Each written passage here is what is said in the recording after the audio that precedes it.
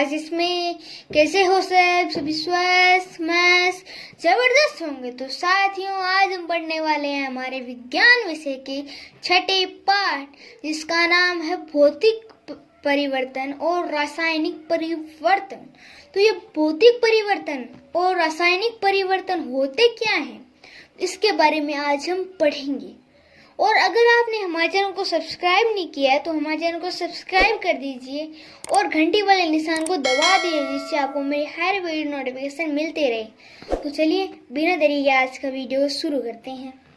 तो पहले यहाँ पर लिखा है हमारे संसार में हमें ढेर सारे परिवर्तन देखने को मिलते हैं। जिस दुनिया में हम रहते हैं वहाँ हमें ढेर सारे परिवर्तन देखने के मिलते हैं।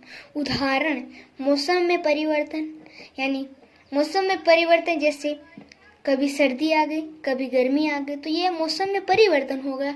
तो इस परिवर्तन को हमें देखने में दिन व रात में परिवर्तन, यानी कभी दिन हो जाता है और कभी शाम हो जाती है। तो इस परिवर्तन में भोजन पकना, यानी हम भोजन पकाते हैं, हम खाना पकाते हैं, उसमें परिवर्तन। लकड़ी का जलना, यानी जो लकड़ी है उसका किस प्रकार उसका जलन होता है, तो यह भी एक परिवर्तन होता है। तो चलिए आगे बढ़ते हैं। सभी परिवर्तनों को कोई ना कोई कारण होता है, यानी जो परिवर्तन होते हैं उनका कोई ना कोई कारण होता है। तो क्या कारण होता है? उदाहरण, मोमबत्ती जलने पर मोम का पिघलना, यानी मोमबत्ती है उसका जलने पर उस मोम का पिघलना, यानी किस प्रकार उस मोम का पिघलता है। इसका कारण क्या है? तो इसका कारण है मोम का पिघलना एक परिवर्तन है। मोम का पिघलना एक परिवर्तन है और परिवर्तन के कारण मोमबत्ती का जलना है। मोमबत्ती का पिघलना एक परिवर्तन है और परिवर्तन के कारण ही मोमबत्ती का जलना है। यहाँ पे लिखा गया है जब किसी वस्तु में परिवर्तन होता है, यानी कोई भी वस्तु उसमें किसी भी प्रकार का परिवर्तन होता है, तो उसका आकार, यानी वह किस आकार की है, वह छोटा बड़ा, आकृति, यानी उसकी आकृति होती है, वह वर्ग होता है, आयत होता है, वर्ग, ऐसे इसमें बदलाव, साइज, यानी कितना बड़ा है कितना छोटा है, रंग, अवस्था, स्थिति आदि में परिवर्तन आ जाता है।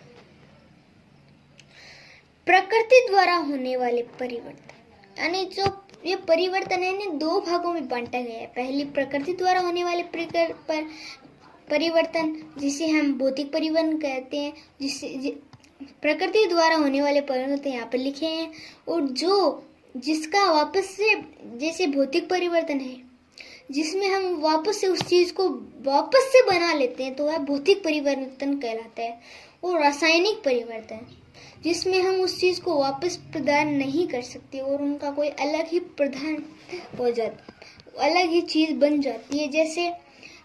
जैसे लकड़ी का जलना, तो लकड़ी जलने पर राख हो जाती है, तो राख एक नया पदार्थ है, इसलिए यह रासायनिक परिवर्तन है।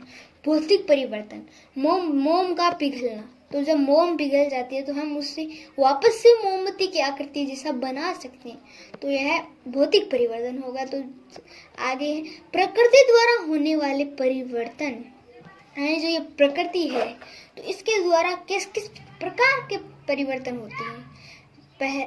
ऋतु बदलना, सर्दी होती है तो कभी गर्मी होती है, तो इस प्रकार ऋतु बदलना। चट्टानों का अपक्षय, यानी चट्टानों का टूटना। बादल बनना, यानी किस प्रकार ये जो बादल होते हैं वह वाष्प से बनते हैं। हिमनद का पिघलना, हिमनद क्या होती है? हिमनद यानी बर्फ की नदियों का पिघलना। जैसे कोई ऊंचे ऊंचे पहाड़ है तो उनसे बर्फ पिघलती है तो उन्हें हिमनद कहते हैं।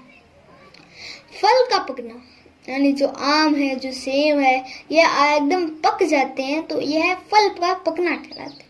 पुष्प का खिलना, जो पुष्प है वह अच्छी तरीके से खिल जाते हैं तो इसे पुष्प का खिलना कहते हैं। अब है मानव द्वारा होने वाले परिवर्तन। पहला परिवर्तन, भोजन पकाना, यानी भोजन पकाना। हम भोजन बनाते हैं, हमें ऊर्जा की आवश्यकता होती है इसलिए हम भोजन बनाते हैं, तो यह भोजन पकाना हो गया। अनाज पीसना, यानी हमें कोई रोटी बनानी है, हमें कोई चपाती बनानी है तो हम पहले गेहूं या बाजरे को पीसते हैं। फसल पकना, यानी हम फसल है वह एकदम आराम से पक जाती है, तो यह मानव निर्मित परिवर्तन होगा। कपड़ों की बुनाई करना, यानी जो कपड़े हैं उनकी किस प्रकार बुनाई होती है। तेल जलाना, तेल है वह हम उसे जलाते हैं तो तेल जलाना होता है। चीनी को पानी में घोलना, यानी चीनी है उसे पानी में घोलना। अब है भौतिक परिवर्तन।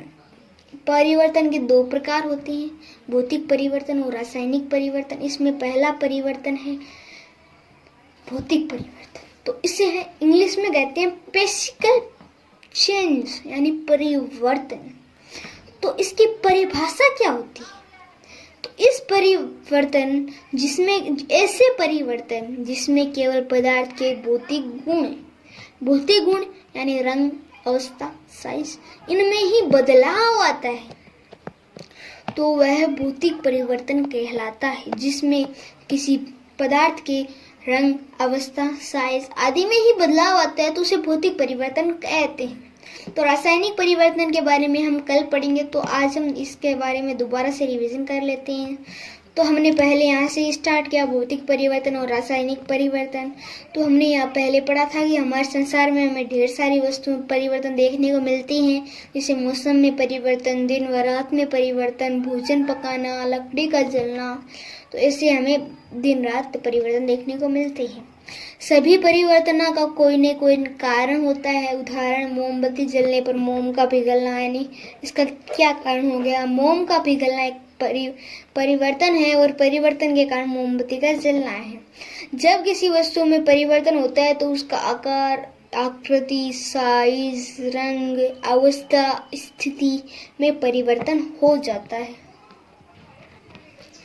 प्रकृति द्वारा होने वाले परिवर्तन, पहला ऋतु बदलना, अलग अलग ऋतु आना, जैसे सर्दी, गर्मी, चट्टानों का अपक्षय यानी चट्टानों का टूटना, बादल बनना यानी किस प्रकार ये बादलों का बनना, हिमनद का पिघलना यानी बर्फ की नदियों का पिघलना है, फल का पकना यानी इससे फल होते हैं उनका पकना, और पुष्प का खिलना। मानव द्वारा होने वाले परिवर्तन, भोजन पकाना, अनाज पीसना, फसल पकना, कपड़ों की बुनाई करना, तेल जलना, चीनी को पानी में घोलना आदि। परिवर्तन के प्रकार, ए है भौतिक परिवर्तन यानी फिजिकल चेंज। इसकी परिभाषा, इस परिवर्तन में जिसमें केवल पदार्थों के भौतिक गुण यानी रंग, अवस्था, साइज आदि में परिवर्तन हो तो वह भौतिक परिवर्तन कहलाता है। तो आज हम इतना ही पढ़ेंगे, और अगर आपने हमारे चैनल को सब्सक्राइब नहीं किया है तो हमारे चैनल को सब्सक्राइब कर दीजिए और घंटी वाले निशान को दबा दीजिए, जिससे आपको मेरी हर वीडियो नोटिफिकेशन मिलते हैं हमारे अगले वीडियो में। तब तक के लिए जय हिंद, जय भारत।